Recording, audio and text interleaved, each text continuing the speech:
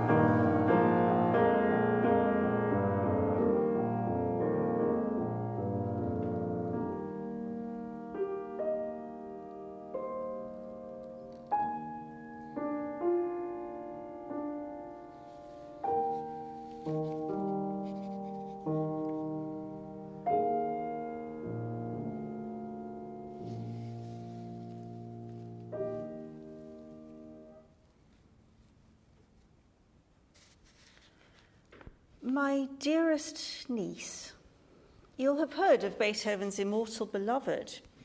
You could be forgiven for not knowing it had anything to do with you, or with me, your fond Auntie Tessie.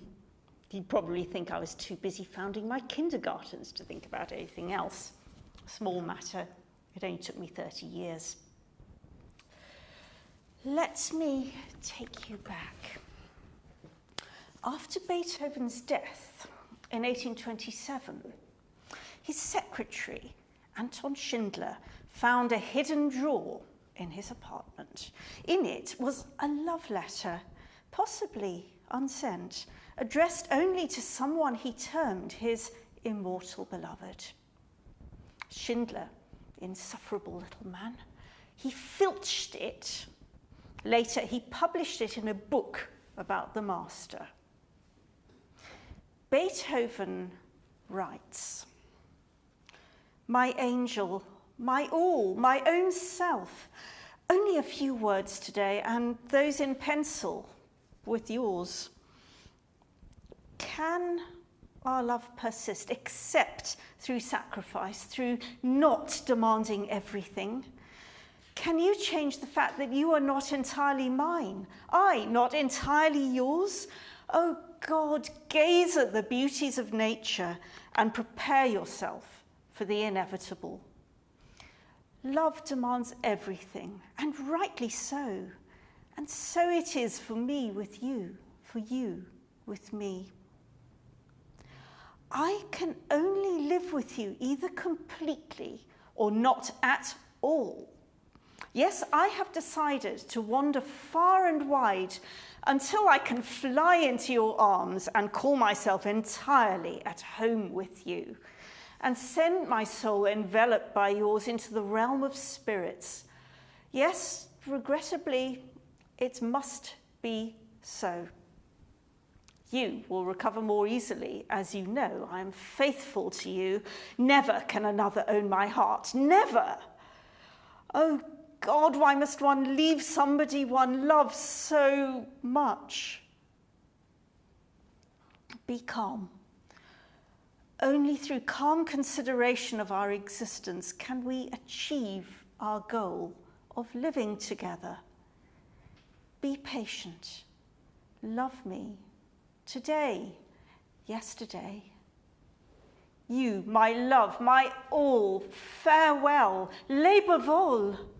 Never doubt the most faithful heart of your beloved L. Ever thine, ever mine, ever us.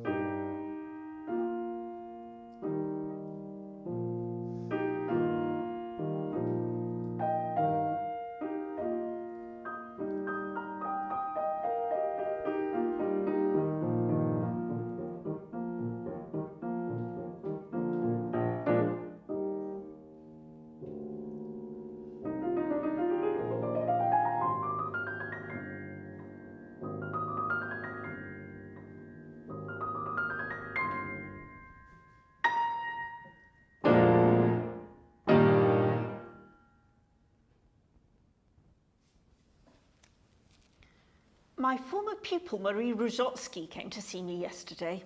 She wants to write a book about the Immortal Beloved. Silly goose. Oh, Countess Therese, you knew him so well. Surely you must have some idea who she was. Schindler has put it about that the lady was my cousin, Julie Guicciardi. I know, though, that Beethoven only used such language to one person. So Marie will explain that Schindler is quite wrong, because I myself, Countess Therese Brunswick von Korumper, was Beethoven's immortal beloved. Indeed, the only man I have ever loved was Ludwig. It all began in 1799, when Mother took me and my younger sister Josephine, nicknamed Peppy, to Vienna for 18 days to have piano lessons with Beethoven. I was 24, my sister 20. Our master, we called him Luigi, was 29. Oh, that first day in St. Peter's Place, the church clock shaking the apartment walls hourly. We were trembling too, with nerves. But he, who normally hated teaching, joked about, charmed us, and insisted upon coaching us every day. About a week into our stay, we visited a waxworks museum, and the artist owner came out to introduce himself. His name was Count Joseph Dame. He was smitten at once with Peppy. She was, I grant you, a beautiful creature, blessed with spirit, grace, intelligence, and a passionate nature. And look, we weren't really there for music lessons, were we? Mother wanted to marry us off into Viennese high society. She'd trapped us with Beethoven. Peppy, anyway. I was having none of it. After my dear father died, I vowed never to marry, but to become instead a priestess of truth. Peppy then married Dame and moved from our Hungarian backwater at Martonvasar into his palace in Vienna. He was jealous. He wouldn't let her have visitors, but he did let her have music lessons.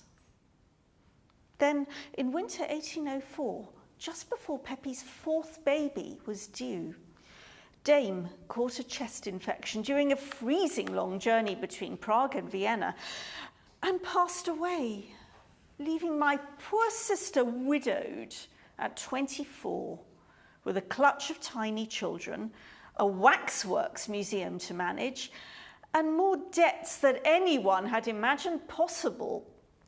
So keen was Mother to marry her off that she had not checked Dame's finances. So keen was he to marry the gorgeous Peppy that he hadn't checked hers either. Between them, there hadn't a bean. Peppy responded in the only way she could.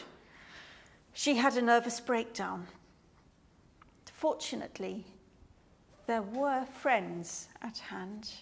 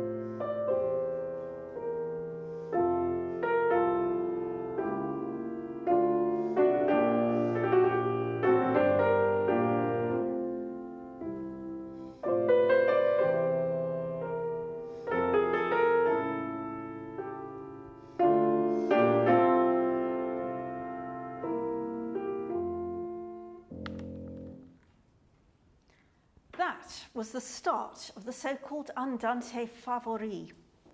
Beethoven sent it to Pepi with the words, "Here is your Andante." I still remember her laughing and saying, "Look, it's my name, Josephine, Josephine." Do you think of Beethoven as a furious man raging against his terrible fate of deafness? Well, you might. Yet Beethoven sings his many odes to joy, even in the depths of despair. Is there any music more filled with love for life? How beautiful it is to live, he wrote, to live 1,000 times. Especially when he could write piano music for the gifted Pepi to play. In Vienna in winter, or country villages in summer, in Heiligenstadt, Hütteldorf or Hietzing, he was by her side, playing to her, walking with her, talking long into the night. She wouldn't let him dedicate anything to her. As a widow, she had no rights. Were she only to put an eyelash in the wrong place, morally speaking, Dame's grand bohemian aristocratic family would swoop in and take away her children. She couldn't risk having an affair. One thing would be worse, marrying him. As anyone who had witnessed the French Revolution would know, there existed a divide between the aristocrats and everyone else. There was literally one law for us, another for the commoners. The aristocratic court, the Landsrecht, decreed that if, for instance, a young widowed countess were to marry somebody not of noble birth, it mattered not if he was Europe's most famous composer. She would lose custody of her noble-born children. Pepi's little ones were everything to her. She was in shreds. She had no choice. She had to cut Beethoven from her life, even if it hurt like the loss of one of the 5 senses. Of course, this impacted on him too. Consider, Beethoven's teacher, Joseph Haydn, had spent much of his life as Kapellmeister to a dignitary, Prince Esterházy. Essentially, he was a servant. Beethoven, incarnation of our new century, refused such indignity. He sought independence, but that made him dependent on a range of different dignitary indignities instead. Once he went to stay with his patron, Prince Lichnowsky, in his Silesian country palace. Here, Lichnowsky made a huge mistake. He tried to force his pet composer to perform for his guests. He assumed that he who pays the piper calls the tune. But not this time. Beethoven's rage erupted. "You were a prince through accident of blood. I am who I am through my own work," he thundered. "There are thousands of princes, but only one Beethoven." And he got his things and plunged out into a rainstorm to walk home, which was a very long way. And before he thought better of it and looked for shelter, the manuscript in his bag was drenched. It was a piano sonata dedicated to our brother, Franz. Today, everybody calls it the Appassionata because of a publisher trying to be clever. Passion. This is elemental fury. Just when you think he has gone too far, he goes further. He ratchets up the tension to a scarcely bearable degree before plummeting us down to the depths of hell. I still remember the shock of it. Never had I encountered music of such overt violence. Why dedicate this to Franz? Franz is no pianist, but his sister is. Franz is not a target for rage or despair, but his sister is. Neither Pepi nor I wished to admit that we were frightened viscerally so, by a piece of music.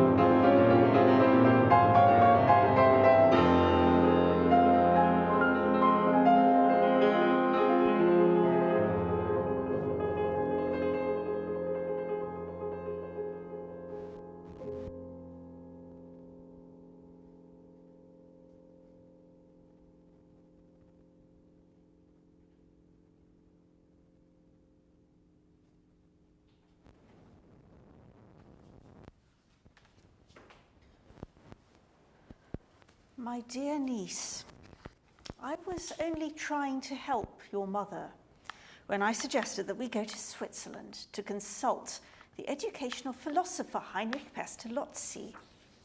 I wanted his advice for my plans to found a school. Peppy was seeking a tutor for her boys. Unfortunately, we found both.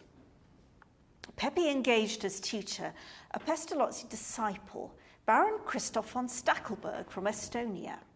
He elected to travel back with us, playing the perfect gentleman.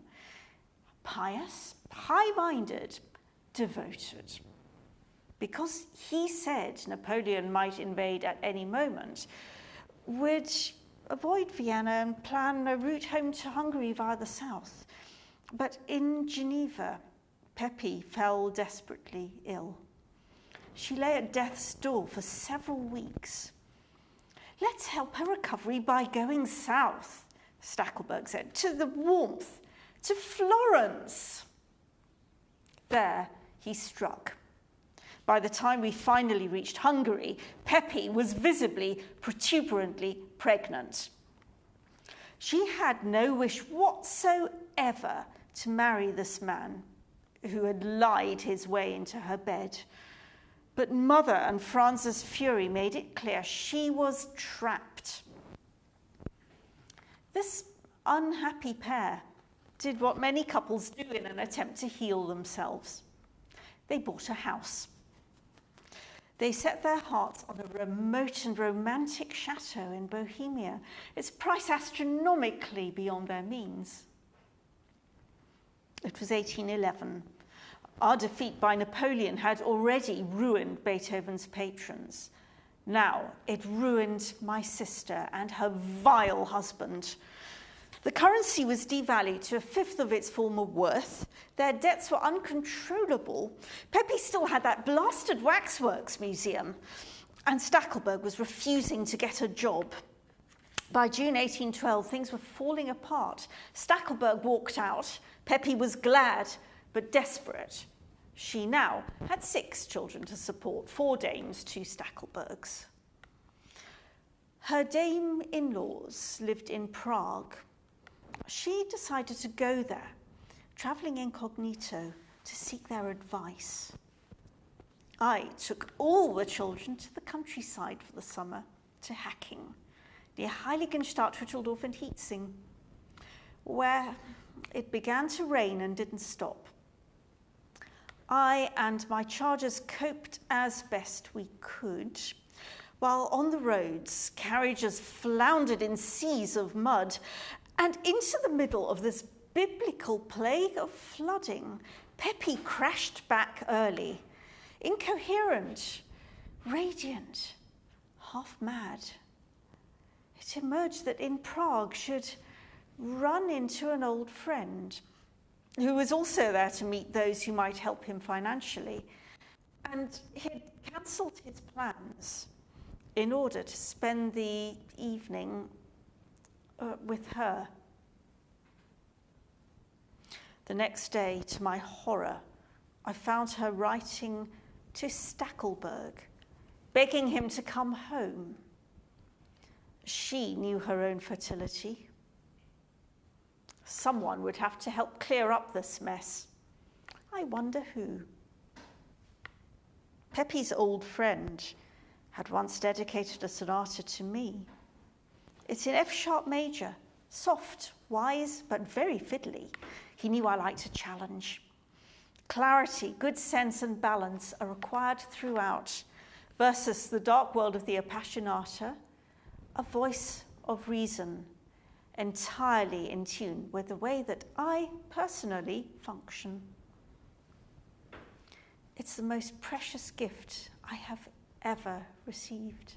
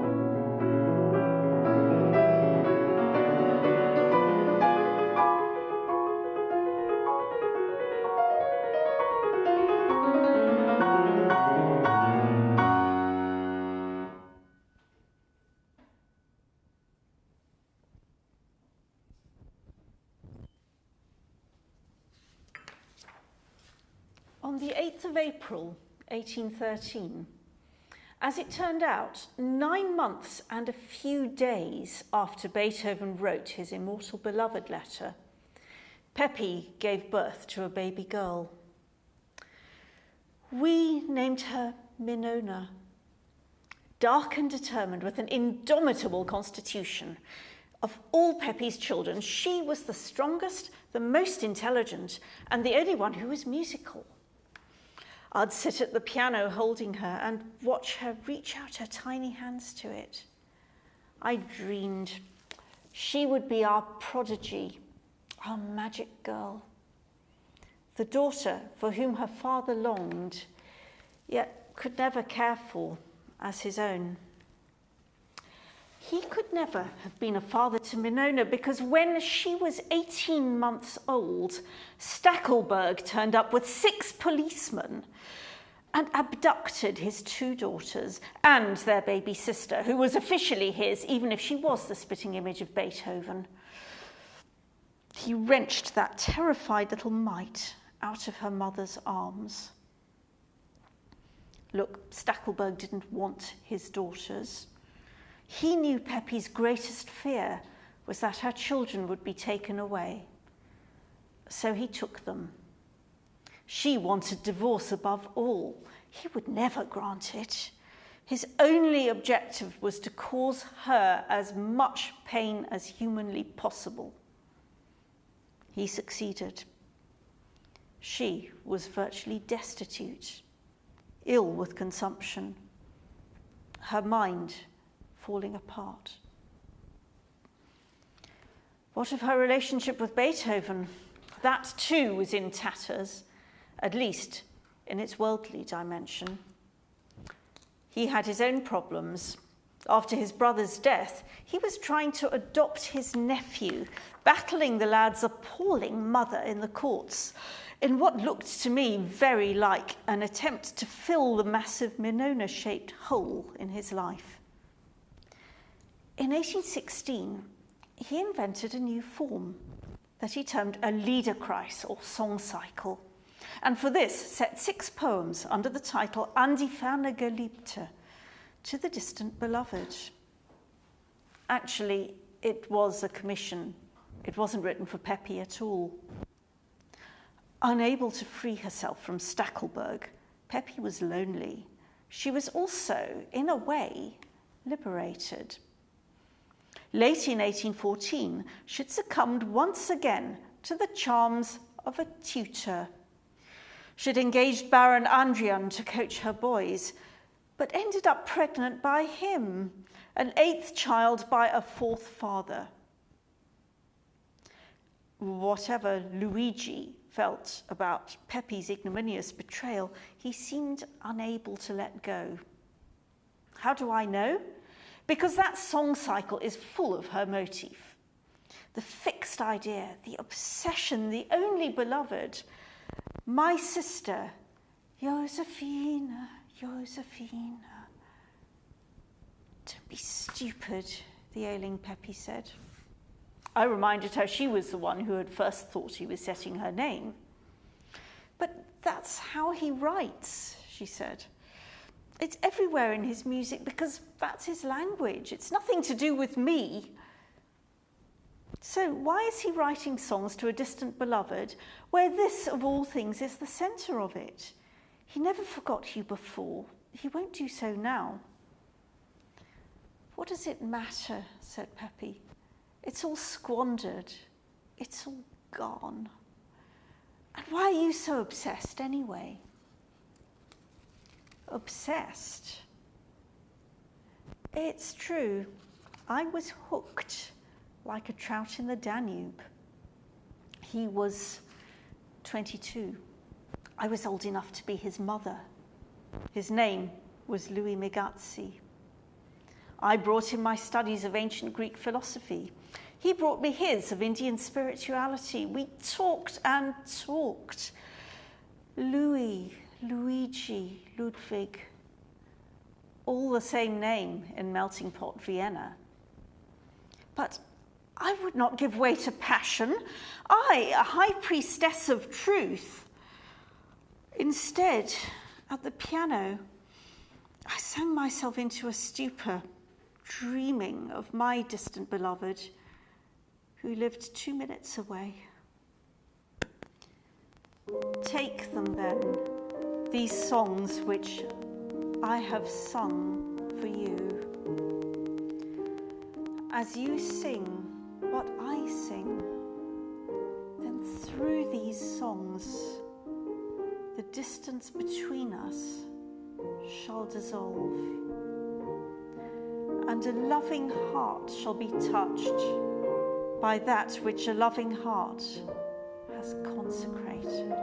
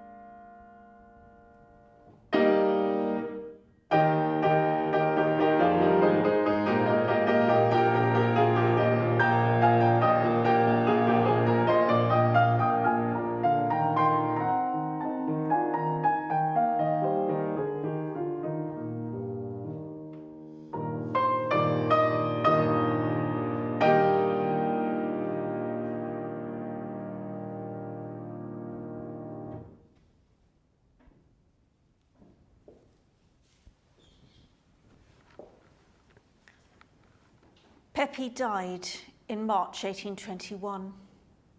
She was 42. Beethoven didn't write much that year. He had a commission for 3 piano sonatas and had nearly finished the first, opus 109. The others were delayed. After the funeral, I began to clear Pepi's things. I found her diary, and there, the draft of a letter, unaddressed, unmistakable, unforgettable. It reminds me of its target's favourite passage from the philosophy of Kant about humankind's relation to the universe, the microcosm and macrocosm, the human law within, the starry sky above. Pepi writes, "We do not know what we do, what we say, what we are. The universe within the heart is the starry sky, where these conditions are the same immeasurable distances as in the stars. Broken, we stand there opposite each other. We can see within what we have destroyed in each other and in ourselves. You are not happy, but deaf, stern, busy, and so calm, serene, partly in a state of negative happiness. The Book of Memories has many shades. We can only meld into one when we have melded with the eternal. With true intimacy, this pure desire, the more it purifies itself, only this is union forever."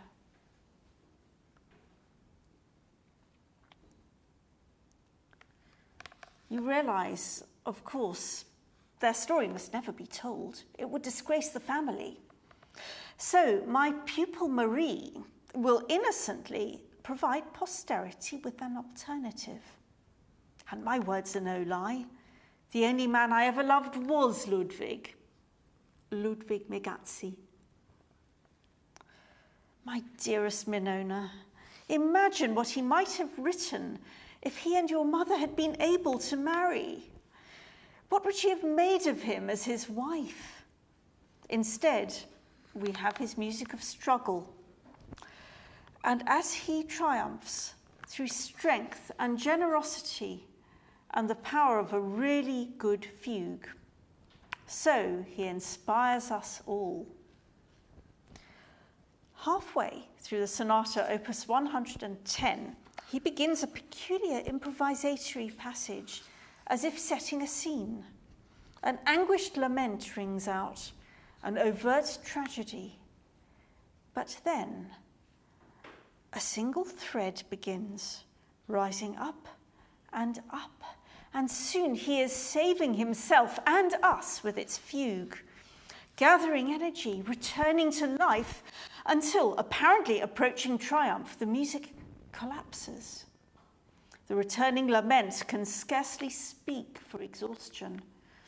Yet, at its darkest moment, a single note switches, minor to major.